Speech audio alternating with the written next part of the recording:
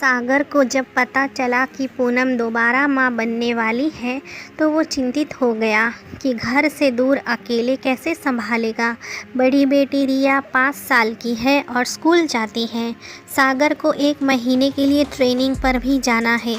उसने पूनम से कहा कि घर से मम्मी को बुला लेते हैं या फिर तुम चली जाओ ससुराल, और वह भी प्रेगनेंसी की हालत में।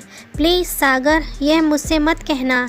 रिया के समय वहाँ मैंने कैसे अपनी प्रेगनेंसी गुजारी थी तुम भूल गए होंगे, मैं नहीं।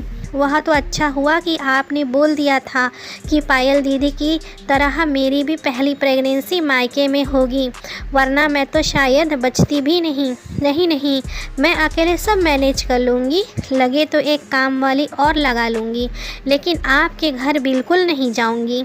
यहाँ कम से कम मेरी जो इच्छा होगी वह खा सकूँगी। रिया के समय तो पूनम को कुछ याद आते ही आँखों से आंसू बह निकले। पूनम को रोता देख सागर घबरा गया। अच्छा ठीक है, तुम कहीं मत जाओ, यहीं रहो अपने घर में। अच्छा ये बताओ, कुछ खाने का मन कर रहा हो तो ले आऊँ बाज़ार से?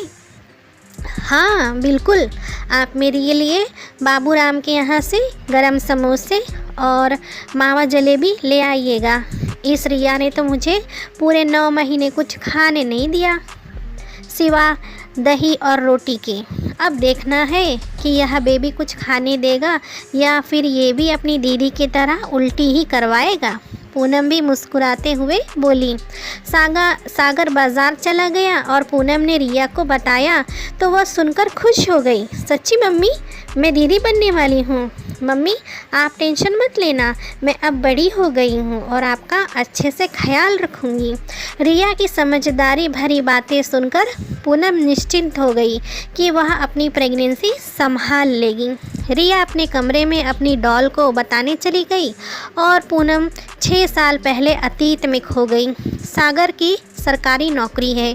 शादी के 2 साल बाद जब पूनम प्रेग्नेंट हुई थी तो वह ससुराल आ गई, क्योंकि पहली प्रेगनेंसी थी और सागर कोई चांस नहीं लेना चाहता था। इसीलिए उसने पूनम को घर, जो कि गांव में है, छोड़ दिया और खुद हर 2 या 3 महीने पर आता रहा।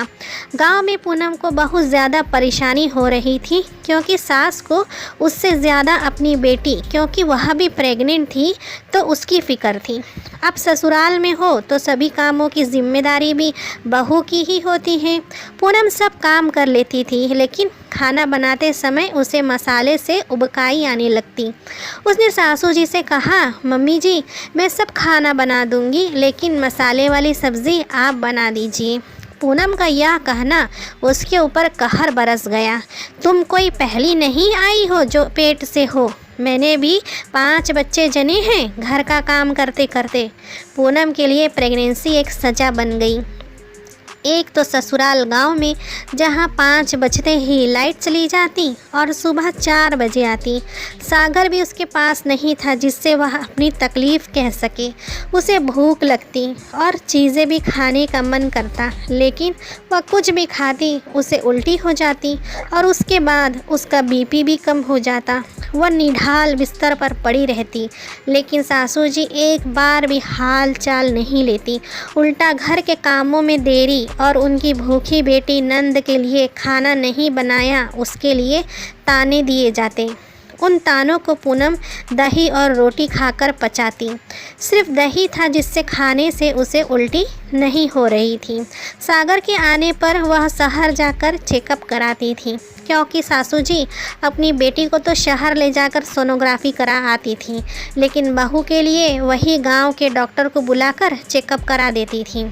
7वां महीना था। सागर के साथ जाकर पूनम ने जब चेकअप कराया तो डॉक्टर ने उसे पूरी तरह से बेड रेस्ट करने को कहा और साथ ही चेतावनी दी कि ज़रूरत से ज़्यादा काम करने से बच्चा बहुत नीचे आ चुका है और ठीक से खुराक नहीं मिलने के कारण जच्चा और बच्चा दोनों ही कमज़ोर है। इसीलिए विशेष देखभाल की ज़रूरत है, वरना कुछ भी अनहोनी हो सकती है।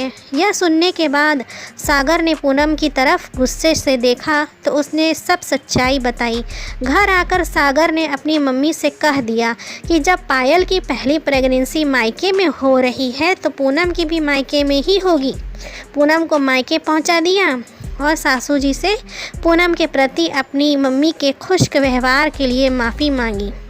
मायके में माँ और छोटे भाई बहनों के साथ खुशहाल माहौल में पूनम अपनी प्रेगनेंसी को लेकर खुश रहने लगी। लेकिन खाना अभी भी दही और रोटी ही खा रही थी। लेकिन फ़र्क यह था कि उसकी मम्मी उसके लिए सब्ज़ी भी दही की बना रही थी। समय पूरे होने पर पूनम ने प्यारी सी और स्वस्थ बेटी रिया को जन्म दिया। कहाँ खो गई? लो समोसे और मावा जलेबी का आनंद लो। तुम चिंता मत करो, अब की बार मैं सब इंतज़ाम यही कर दूंगा, जलेबी खिलाते हुए पूनम से पति सागर ने बोला। तो दोस्तों, जब आपकी बेटी को ससुराल में ज़रा सी भी तकलीफ़ होती है तो आप मछली की तरह तड़प उठते हो, परंतु जब वही तकलीफ़ आप अपनी पत्नी या बहू को देते हो तब उनके माँ बाप पर क्या गुज़रती होगी, कभी महसूस किया है? विदा होते समय बस एक यही आवाज़ सुनाई देती है, भाई साहब आप परेशान ना हो, हम बहू नहीं बेटी बना कर ले जा रहे हैं। फिर ससुराल में पहुंचते ही बहू और बेटी में फ़र्क क्यों करने लग जाते हैं लोग?